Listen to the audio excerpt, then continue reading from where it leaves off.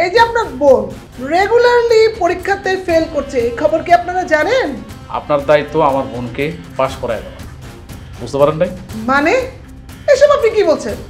আপনার বোন প্রতিদিন ফেল করবে আর আমরা পাস করে দিব কেন? আমরা কি ঘুষ খাই নাকি? আমাদের স্কুলে একটা মান নাই, সম্মান নাই? শুনেন, এখন মডার্ন যুগ, এইসব গুরুজন ফুরুজন মানার মতো এখন সময় আর আমাদের হাতে নেই, বুঝতে পারেন নাই?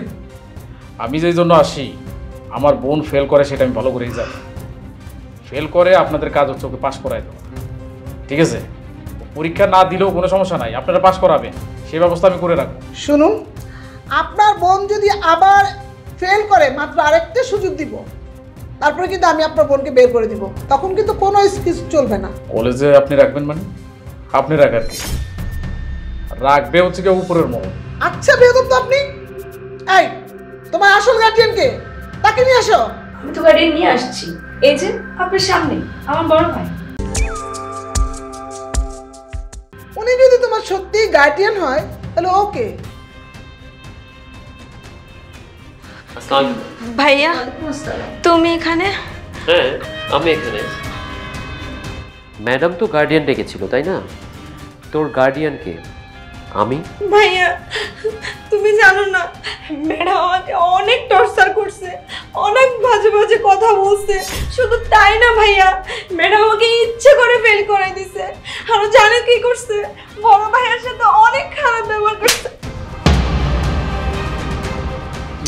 পারছিস কেন? ম্যাডামের সমস্যা বলতো তো। ম্যাডামের সমস্যা না? তুই জানিস উনি কে? ওনার মতো অনেস্ট টিচার বাংলাদেশে নেই। উনি একজন রোল মডেল, তোরা জানিস? উনি পদকপ্রাপ্ত শিক্ষক, উনি আমার শিক্ষিকা ছিলেন।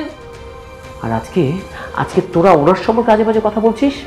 এই তুই তোর বোনের সাফাই কি গাইছিস রে? তুই তোর বোনের সাফাই কি গাইছিস?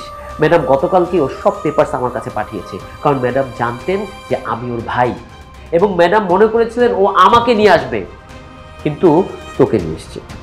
কিন্তু আমি ওর পেপারসগুলো যা দেখলাম, রেজাল্টও খারাপ করছে প্রতিনিয়ত, এবং আমার পাওয়ার তোরা খাটাচ্ছিস। বেশ কয়েক জায়গা থেকে তোদের নামে কমপ্লেন এসছে।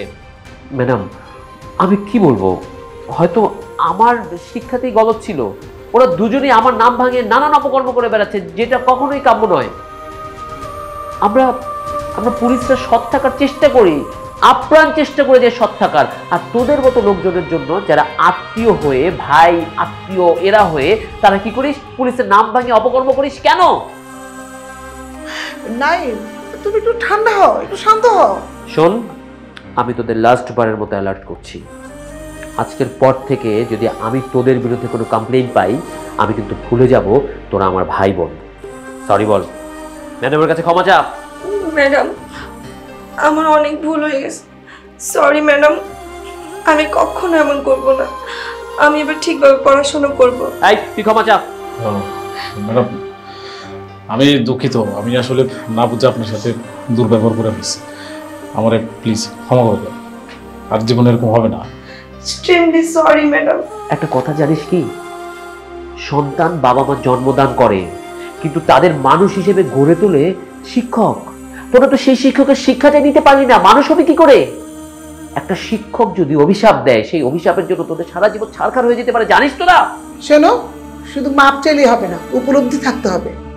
তোমরা যদি তোমাদের এই অতীতটাকে ভুলে আরো ভালো হয়ে চলতে পারো, তাহলে তোমার ভাইয়েরও সুনাম হবে, তোমাদেরও সুনাম হবে। আর এই যে তোমার ভাইকে দেখছো, তোমার ভাইয়ের রেপুটেশন কত ভালো তোমরা জানো? আর তোমরা তো বাজে, এত নোংরা, তোমাদের রেপুটেশন এত খারাপ যা ভাবতে আবার ঘেন্না লাগছে। আসসালামু আলাইকুম। ওয়ালাইকুম আসসালাম।